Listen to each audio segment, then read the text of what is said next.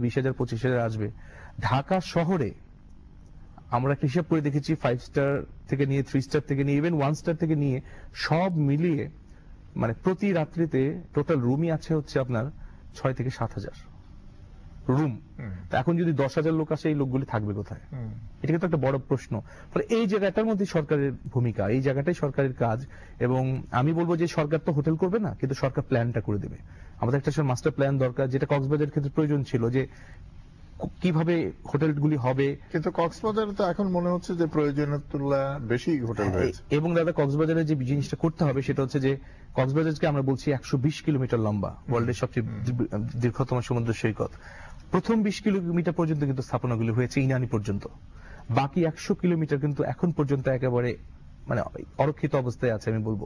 সুতরাং সরকারের যদি কোনো কাজ করতে হয় সেটা এই 20 কিলোমিটার বাদ দিয়ে বাকি সেই 100 কিলোমিটার আনটিল টেকনাফ পর্যন্ত কাজগুলি করতে হবে, তাহলে আসলে কিছু করা সম্ভব। আদারওয়াইজ মানে এটা আসলে ওই ইট পাথরের বস্তির মতনই হয়ে যাবে আর কি। আরেকটা কিছু একটা ছোট্ট পয়েন্ট যদি বলতে চাই, সেটা হচ্ছে যে এই সরকারের আরো কিছু আমাদের সহযোগিতা দরকার। যেমন ধরেন যে এই যে বাইরে থেকে যে সমস্ত আমরা বৈদেশিক মুদ্রাগুলি এখানে নিয়ে আসছি, হয়তো মুদ্রাগুলি অল্প, মানে গার্মেন্টস এর মতো এত বড় না, কিন্তু মুদ্রাগুলি আছে।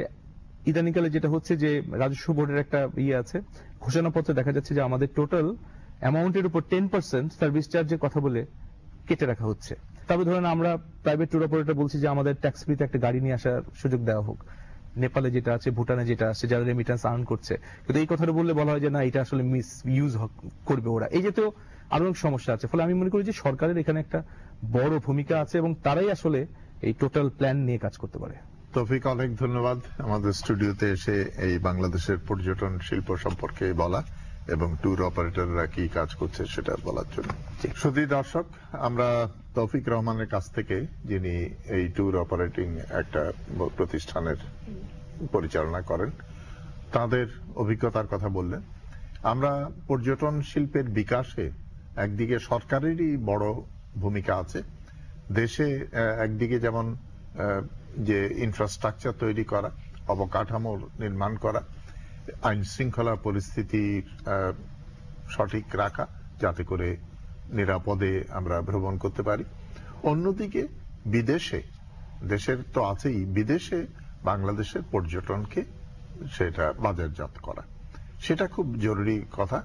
সেটা করলে একদিকে যেমন আমরা পর্যটক আকর্ষণ করতে পারি, অন্যদিকে দেশের ভাবমূর্তিকে আমরা উন্নত করতে পারি। সুতরাং আমরা বলবো যে যারা পর্যটন শিল্পের সঙ্গে যুক্ত আছেন, ট্যুর অপারেটরদের মতো, তাদের পরামর্শ নিয়ে সরকারের সংশ্লিষ্ট বিভাগ আমাদের এই পর্যটন বিকাশে কাজ করে যাবেন। তবেই আমরা এই পর্যটন শিল্পের যে উন্নতি যেটা আমরা চাই সেটা করতে পারবো, এবং বৈদেশিক মুদ্রার কথা যেটা বলি, সেই মুদ্রা আমরা আয় করতে পারবো। চেনা জানা আজ এখানেই শেষ হচ্ছে। আপনারা যে যেখানে আছেন ভালো থাকবেন, ভালো রাখবেন।